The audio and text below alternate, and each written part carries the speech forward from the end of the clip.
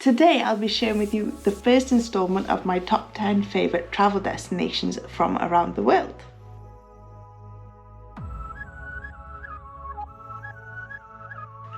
From the bustling streets of cities to the peaceful shores of hidden beaches, I'll be sharing all my favourite spots and insider tips. Each of the following 10 episodes will be dedicated to one of my favourite destinations, and today we'll be starting at destination number 10. We first visited Pula in October of 2019 when it was just the two of us. I'd always wanted to go to Croatia and had always thought of Dubrovnik or Split as the places to go, but it was my manager who I worked with at the time in a travel agency who suggested Pula as an option and told me about the fantastic time she'd had there. I'm so glad we went there, as we've now been there twice as we loved it so much. The first time we went was for 3 nights and we stayed in an apartment in the city centre and hired a motorbike to get around. We crammed so much into that weekend and enjoyed every minute of it. We went sea kayaking off the Veridela Peninsula, which included going into the caves and grottos along the coast. That was a fun experience. We also went up to Rovin one of the days and explored the cobbled streets and boutique shops. We sat and enjoyed a beverage and a pizza in the evening before heading back to our apartment.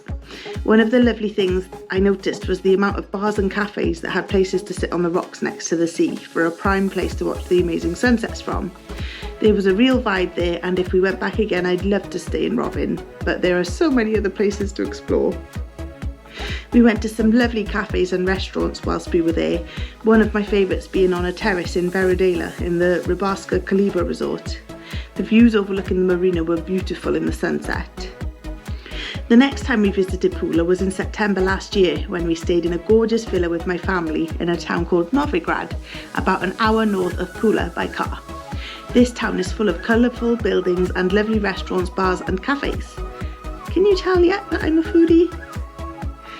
This time when we went, we visited Porek on one of the days. It reminded me of Rovin, but would recommend visiting both towns. I did research on the weather before visiting, and the best time to visit Pula is from June through to September. July and August are considered top season in Croatia. In June and September there are fewer crowds and more affordable accommodation prices.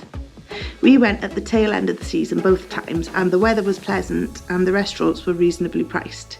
There were little supermarkets which price-wise were on a par with here in the UK. The downside of going at the end of the season was that we didn't get to do one thing we wanted, which was go to Venice on a ferry for the day, but one day we hope to visit there on a cruise so we can tick that one off our bucket list, and it won't be so exhausting then either.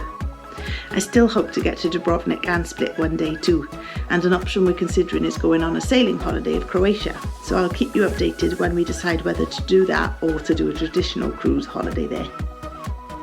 Let us know your favourite holiday spots in the comments or somewhere you'd really like to go.